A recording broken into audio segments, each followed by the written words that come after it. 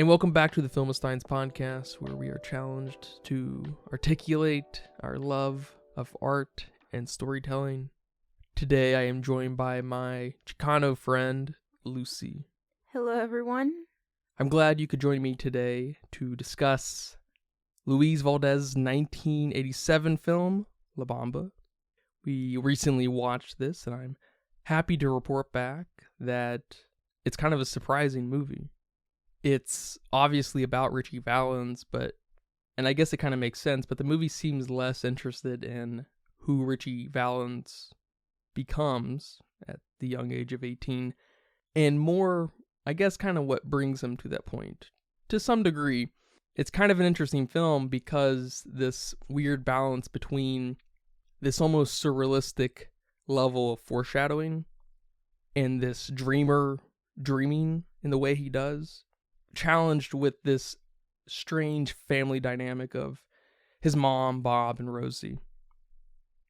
It's hard to gauge the point of his family outside of them just being his family. There seems to be some setup with no payoff.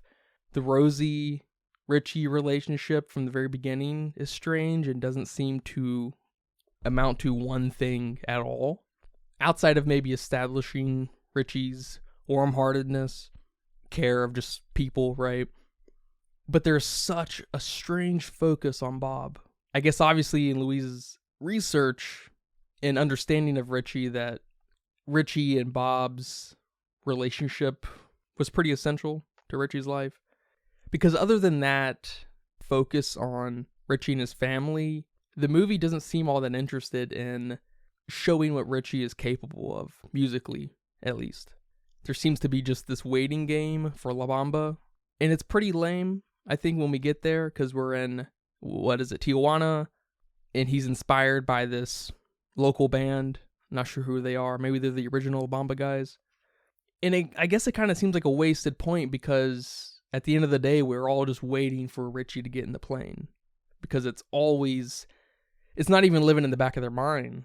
We're forced to stomach this weird level of foreshadowing constantly. It's a strange little movie, but I'm very curious, how do you feel about La Bamba? I love this movie, and I will try to talk about this movie without being very biased. This is one of those childhood movies for me that I've seen. I can't begin to tell you how many times. I could probably tell you word for word, beat for beat, scene to scene, what happens in this movie without giving it much thought. This film gets me very emotional. This film makes me cry every single time I watch it. It doesn't matter that it's the 50th time. It's gonna make me tear up. And there's something about biopics that people really love. They're dramatic. They can sometimes be inspirational. But there's something really interesting about this glimpse, this insight of someone's life that actually existed. That's pretty cool. And out of the biopic genres, musical biopics are up there on my favorite. I love the songs. I love the rise of a star, the struggles. It's so good. But you're right. This movie is weird. It doesn't have that inspirational struggle that Richie had to face. We knew he struggled, but that wasn't the point. It's dramatic, but not his rise to stardom, but everything else going on in his life is dramatic. We do have this focus on his relationship, this brotherhood between him and Bob, and it's not always a nice one. There's so much jealousy. There's the love and there's the pride, but this movie has a weird focus on Bob. It's like he's almost our main character, because all the emotion, well, not all, but most of the emotion we experience, those strong, dramatic emotions we experience, come from Bob. And I like it. I like that strange focus on him. The movie is not about Bob, but it's about Richie. And it's weird because the filmmakers, don't give you the perspective shots from Bob or make you feel like this is coming from Bob's side. The perspective we get almost feels neutral. I don't know how to describe it, but I like what you said about not focusing entirely on what Richie becomes. This isn't the Richie show. And we've mentioned in a few episodes by now that I'm a fan of several movies from the 80s. I like this 80s charm that some films have, these values and these principles that I admire, maybe even share them, those good, classic American values. We have these themes of family, love, sacrifice, yes, even this American dream. But this movie displays them so differently, and it has this eerie tone that I just absolutely love. Yes, there's this tragic plane crash that killed all these musicians, and it's historically marked as the day that music died. And yes, it's paired with Richie's reoccurring nightmares, giving that sort of surrealistic foreshadowing that you're talking about. But it's not only the what happened that makes this movie eerie, but just this like superstition or supernatural elements that are tied to the culture. Especially when they go to Tijuana with the old man and he gets that necklace. I'm not sure what instruments were used for the motifs, but they sound unsettling, adding to those eerie themes or elements. The score is very slow, ghost-like, but it's also kind of distant and hollow. And again, I don't know how to describe the sounds that I'm hearing, but I can describe how it makes me feel. Almost like I shouldn't be watching this movie. I do have a few issues with the film, and the biggest one is the dialogue and the character interactions. The dialogue is pretty dramatic. People don't talk like that to each other. And this seems to be one of my bigger issues with 80s films, especially after watching David Cronenberg's The Fly with the yeah, and their interactions. They don't feel natural. And a lot of his interactions with Donna were my biggest issues. But I've always enjoyed this movie. It's charming, it's funny, and it's sad, all in one. Yeah, it seems like the 80s is a hot spot for camp, maybe. Everything between the cartoony and this renaissance of maybe like stage play acting. It's just really over the top. And we obviously see that here, especially with Bob. He's almost a caricature of someone impersonating a Hispanic dude. And I can see some of that eeriness, especially in this. If there is any kind of focus, there is at least this focus on Richie almost being like cosmically aware of his impending doom.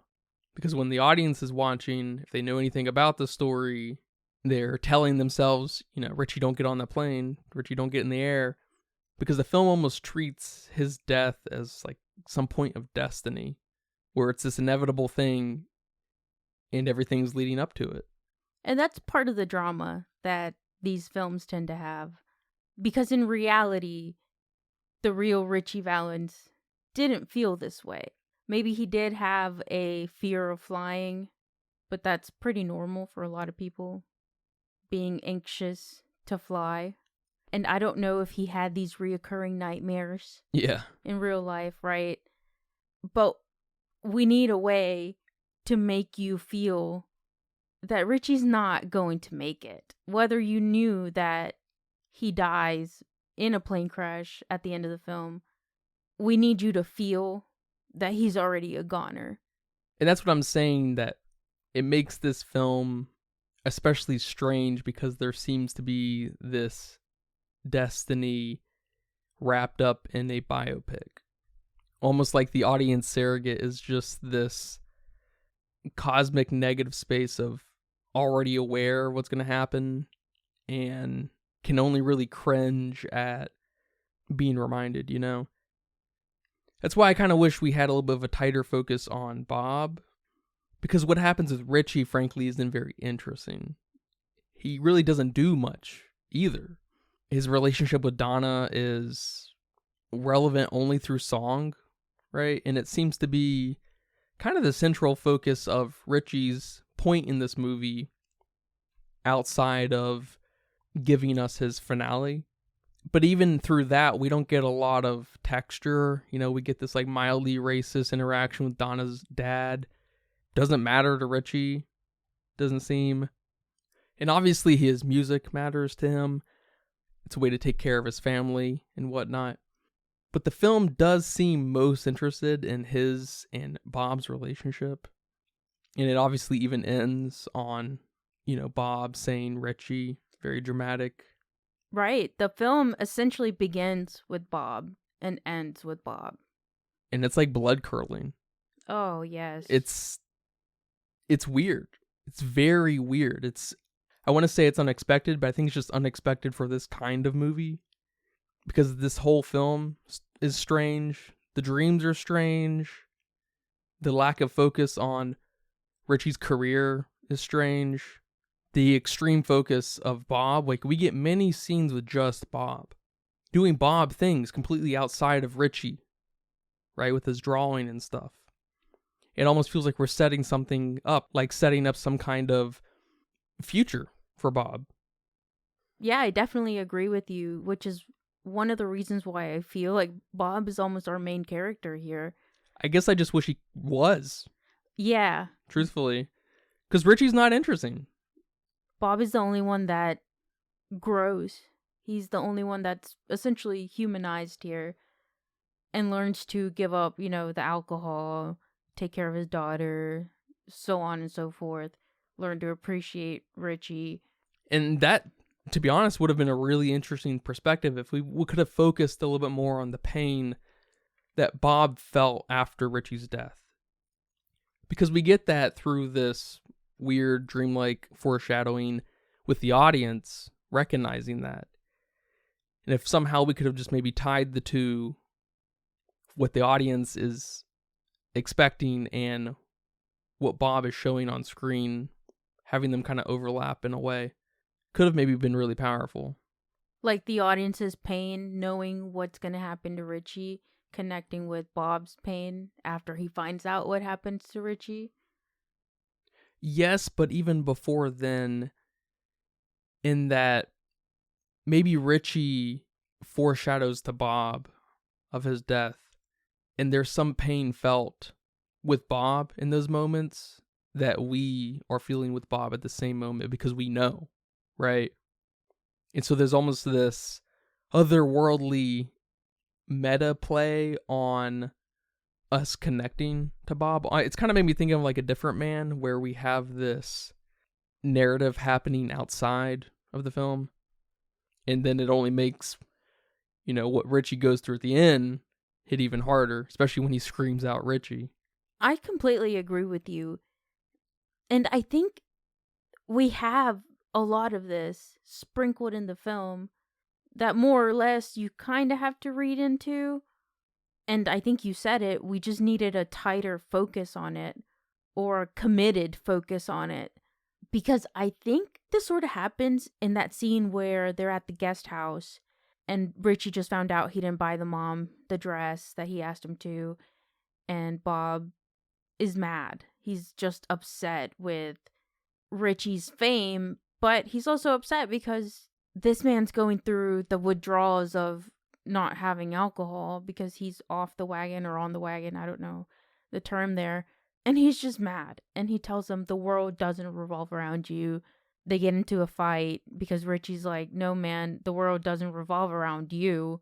And he rips off his necklace. And at that moment, all three of us, the audience, Richie and Bob, know what's going to happen. And I feel like that's the moment where that connection happens. They don't talk, they don't speak. Richie's character just sort of holds himself, and then that's it. So I think we have some very special moments that need to get tightened. Because there's also this dialogue around Steve, Richie's dad, this war veteran that Bob thinks really highly of. And what happens to him? He drinks himself to death. And we get bits and pieces of Steve throughout the movie. And I don't know how I feel about that. I don't know if that would be something that would tie in Bob's feelings and make him feel more of that main character that I'm looking for. Why is Bob so hurt? Their mom refers to him as his brother's keeper. And that line is just so small, and she says it so fast. But that's also the crux of the film. This sibling relationship and this responsibility that an older sibling has on a younger sibling, especially in the Hispanic community, is something Bob is struggling with too. How are you going to take care of your younger sibling when he's already a star? When he's had the better life? Just something about that should have been explored a little bit more, or maybe it was, and just, like I said, not as cohesive as it should have been. Because I'm right there with you. There's something missing. Yeah, you almost get a sense of Bob feeling guilty. Like the real life Bob talking with Luis Valdez is guilty for what happened. And that almost comes across in the film. Yeah, yeah. Bob being the main character, as funny as it would have been in a La Bamba movie about Richie Valens, for some reason makes a lot of sense, at least in the context of Luis Valdez. A great perspective that would have been. And it would have only highlighted the short-lived Richie Valens, you know? He was only a star for several months, right? And the lack of Richie in the film could serve to highlight just how little we got of him, and could maybe elevate the legacy he left behind, you know? Yeah. That's very well said. And that's why maybe those interactions Richie has with Donna don't settle with me. Because now we're giving Richie too much time here. Yeah, nothing. Yeah, we're giving him a love story, I guess. Just for the song, Donna. Yeah, just so we can know where that stems from. And if maybe that could have been in the background somewhere, or not as central as it was, Richie would have felt more ghost-like. Mm-hmm. And been perfect with that score. You mentioned that Bob's character is almost a caricature of Hispanic guy, which is funny. I like that. I do like his performances. I like everything Bob has to give. I have a couple of favorite scenes, but one of my favorites with Bob is when Rosie tells him that she's pregnant. That whole sequence when his friends are over and he's just having a grand old time, and then someone tells him that, well, now you're going to be a father, and he's like, I don't give a fuck. It won't be my first, won't be my last. It's like, damn, Bob, really? And then she like kicks him out and throws shit at him. Lou Diamond Phillips as Richie is good too, but then that's about it for me. I think Elizabeth Pena as Rosie also does a good job, but she's not in it enough and doesn't have any kind of substantial acting scenes for me to tell.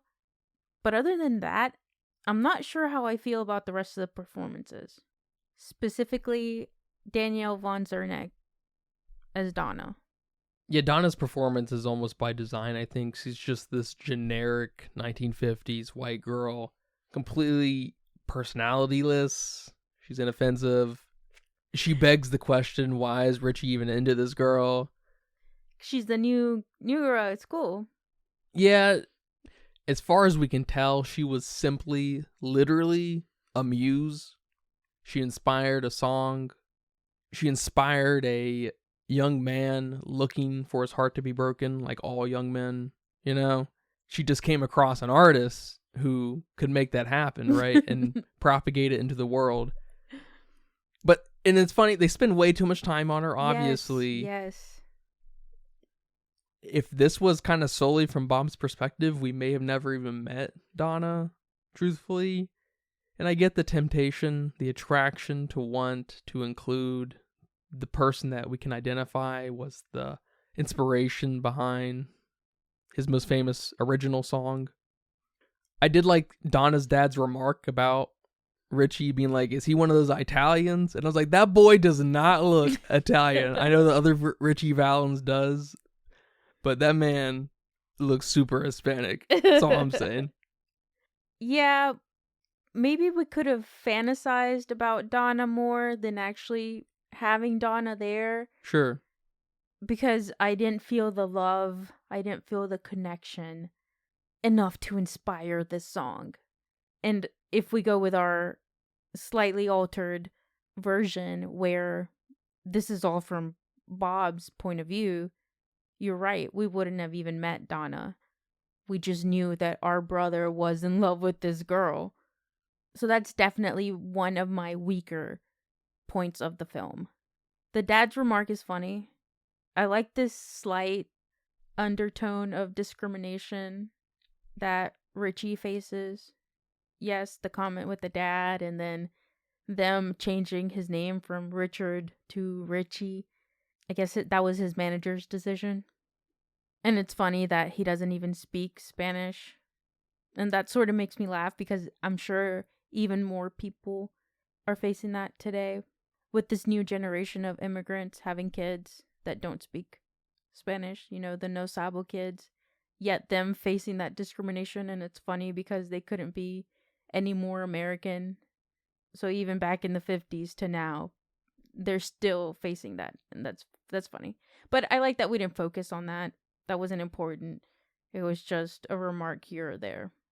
I like that you bring up also this strange relationship between Richie and Rosie. I know when we were watching the film, you made a remark that Bob stole his girl. Or if there was, anything going on with Richie and Rosie. Yeah, they clearly set that up to some degree. And I've seen this online in reviews, people saying that Bob stepped in and took his girl. And out of the many hundreds of times I've seen this movie, I never thought that. So it was just funny because now that's a new perspective that I need to keep an eye out for. Very minor, but in my head, this is just Bob's story about Richie and Richie being this good kid. He's the boy next door. He's not interested in girls. He's not interested in other things. He's just interested in his music and his family. So that was just a funny remark. Yeah, and it also kind of reinforces this boyhood thing of wanting to get your heart broken. He's asking to get his heart broken from Rosie at the first 5 seconds of the movie. He gets misty-eyed when Bob steals her. He's not misty-eyed because Bob steals her. Then... He's misty-eyed because Bob is Bob. Sure, but then, he goes to Donna, has a muse, gets his heart broken. He's a romantic guy. I loved all the music in the film. I don't think I could pick a favorite song. And it's always interesting to me how music in these biopics don't sound like the artist's original songs. That was always weird for me, especially as a kid, because I guess, as a child, I would think that this is the person. This is Richie Valens. And for some reason, people watched him die in a film. You're not that bright as a kid. But just the music sounding, to me, very different than what Richie Valens' real music sounds like. Also saw this again in other films, but one of the others that stood out was in the Netflix limited series with Selena. That music not sounding like her music. And it just makes me think about maybe not that one. Selena's too big for that. But artists' music in a film being more popular than their original music. And I say this because I know that La Bamba was a Guitar Hero song. I think it was World Tour. I'm not sure. Don't quote me on that. But them having the Los Lobos version, which is the ones from the film, and not Richie Valens' version of La Bamba. Oh, I see what you're saying. Yeah, I think it's probably pretty rare to find a movie where the songs aren't re-performed by whatever artist. Mm-hmm. Kind of reminds me of Shrek. That soundtrack from Shrek. Those songs, a few of those songs are only at the level of fame they're at because of Shrek. That's true. The La Bamba one may be kind of strange because Richie Valens never became an Elvis or a Buddy Holly or a Bob Dylan. So any cover of his song is if it's going to be done by anyone of note, is maybe kind of by default going to be bigger than Richie Valens' version.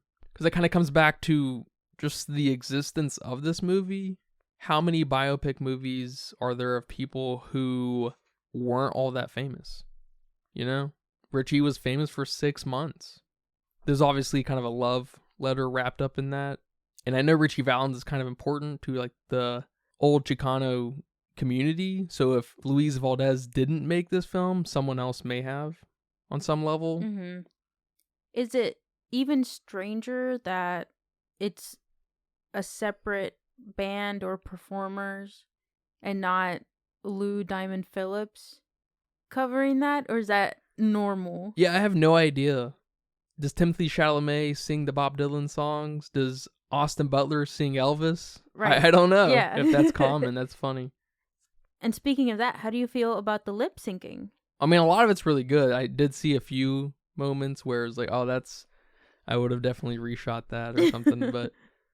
But I remember just that shock of trying to find these songs on YouTube as like a 10-year-old and Richie Valens' version coming out and being like, wait, what? This isn't the song. Who is this?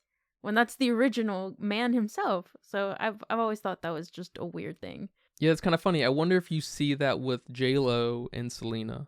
I don't know. I suspect she performed those because she's a singer. Yeah, because I feel like now, and maybe I could be wrong, but I feel like now a lot of actors know how to sing, dance, and act. One thing I also like about this film is some of the editing, specifically some of the transitions. They stood out to me, and I was here for them. The one that really stood out to me, and I probably remember the most, is when they're at that cowboy palace, and Bob is playing the drums, Richie's singing, and then it transitions to Bob playing the drums on a beer can, and now they're in the kitchen, and he's finishing the lyric that Richie was cut off on from the Cowboy Palace. And specifically that transition, just kind of keeping that same lively energy from that performance, that high of the performance. Yeah, that's good editing if you can maintain something like that. Like I said, there's several other moments where these kind of transitions happen that keep that same energy from what we previously saw. That was just a nice touch. The end of the film always fascinated me with how much you can feel all at one time. And it's so fast. And the way they find out. Yeah. Through the radio. It's blood curdling. It's yes. really offbeat. It's strange. And it just keeps building to the moment Bob screams Richie. Yeah. And then it just ends. Yes. It's so weird. It's so good. I mean, it's a 10 out of 10 moment in a better movie, you know? Well, this is a good movie. This is the better movie. It's a good movie. It just needs some work. It needs some work. I'll definitely agree with you. And like I said in the beginning, I had to work on being unbiased just because of all the emotion that is in this movie, that you kind of have to put that aside and actually look to see what you're watching, not just what you're feeling. Because of that end, because it leaves you there. I like that we see everybody's reaction. Again, fast, but we see Rosie's reaction. We see Donna's reaction. We see the mom's reaction. We even see his manager's reaction in the car and just how defeated he is. We don't get a lot of him, but we get these small moments to know enough that he cared about Richie. And in that split second, we can tell how guilty he feels because he knew that the heater was broken in the bus. And that's what caused Richie to have to flip to get on that plane. And even though those things are outside of our control, we don't know those things happen. You can't help but to feel bad. And then you end with Bob screaming Richie. And it's over. If you weren't crying before that, and then you hear that, then it's over. It's over. How can you not cry watching this film? That's all I'm saying. It's almost like the filmmakers, Louise, knew exactly how to capture the pain of losing someone like Richie, but needed the movie to get to that point to justify that pain. All right, man. Well, thank you for watching this movie with me and talking about it here today. You're welcome. Do you have a budget guess? I'm going with 5 mil. I'd go lower, but I don't know how low I'd go. Just based off the type of movie this is and other movies we've seen from this time. I guess like Dirty Dancing. I think Dirty Dancing was 87 as well. And it had a low budget, so I don't know, is what I'm trying to say. Yeah, there's not a lot going on in La Bamba. Dirty Dancing was probably more, if I had to try to remember. It says here that it was 6.5 million, so pretty low. Okay. I think Dirty Dancing was like 4. Oh, wow. Yeah, there was less money laundering back in the day. Ah. La Bamba went on to make $54.2 million. Whoa. Lots of money. And over on Letterboxd, with only 55,000 people, they weighed in at a 3.5. Very respectable. It's really surprising because I think it's just strange. The existence of this film is strange. The cadence of it is strange. The focus is strange. Yeah, no doubt about that. I've always wondered if this was considered a classic movie, especially to the American culture, because I've known about it my whole life. I've always seen it. It kind of takes you away from that.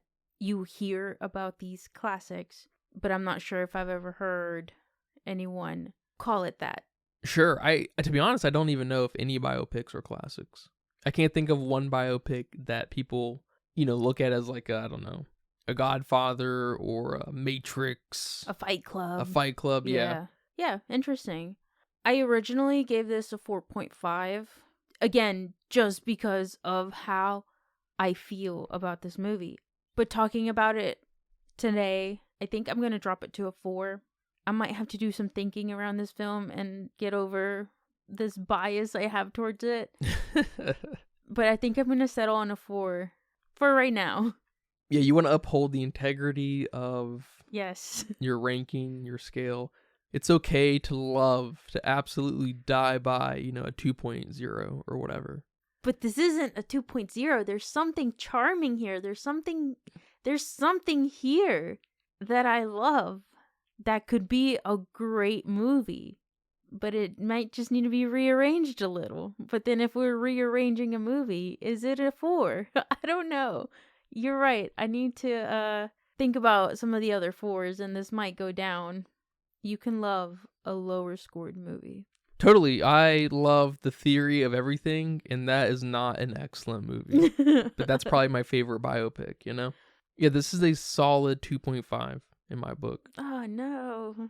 And I struggled with that because it feels more like a 2 while watching, but there's just so many strange, interesting elements that just have a hard time coming together, but they are there. It's the presence of someone like Donna, drags your movie down dramatically. Yes. Right? The lack of payoff with someone like a Bob, he's important to the film. We get no payoff with him. It drags the film down, but it doesn't in La Bamba. There's a weird melancholic kind of thing going on. Mm-hmm. It is eerie. That's a good word too, melancholic. It's the kind of film that probably should have been passed off to a better director. Because all the components are there, but just putting this vision together, it didn't happen. Because I even want to say Bob's performance, not good, because of just how loud it is. It's a very extra performance, but there's something really charming about it. Even when he's not drunk, he feels a little drunk, Yeah. There's something about that I like. I have some uncles like that. Maybe that's why it felt real to me. And matching that with someone like Richie, who, at least in performance, is kind of stoic and good-natured, with this weird air of Bob feeling guilty or whatever kind of meta story we've talked about. There's a strangeness wrapped up in this that I definitely can't look past. Kind of reminds me of the Joker too, where there's just a lot that works, but it just doesn't seem to know how to get to any kind of resting place. This film's better than Joker 2, pound for pound. It's more fun to watch, I guess, more entertaining at the very least. So it's an easy 2.5. There's a lot here I like. But yeah, man, thank you again, and thank you guys for listening to this episode of The Filmsteins. I hope you guys enjoyed that. Remember, we post every Wednesday and Friday with brand new episodes on all of our free feeds, and every other Monday on patreon.com/filmsteins for Patreon exclusive episodes. Our next episode will be on the new Bob Dylan film, A Complete Unknown.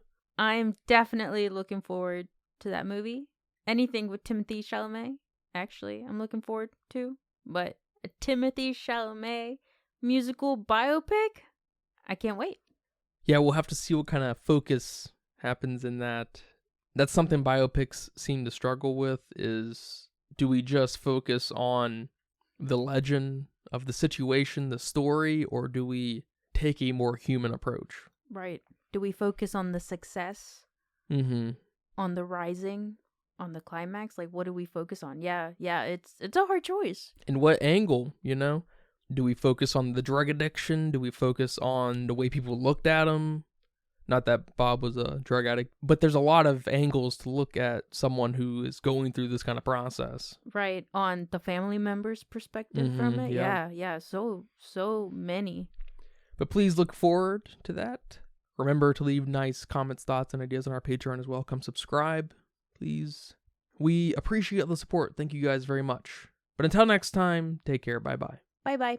And that's a wrap for today's episode of The Filmsteins. Thanks for tuning in and joining us on our cinematic journey. We hope you enjoyed the discussion and gained some new insights and perspectives on the world of movies. Don't forget to subscribe to our podcast on your favorite platform, especially Patreon at patreon.com/filmsteins, and follow us on social media for more film-related content. We love hearing from our listeners, so if you have any feedback, suggestions, movie recommendations, or book recommendations, please feel free to reach out to us. Until next time, keep watching and keep loving the magic of movies. This is The Filmsteins, signing off.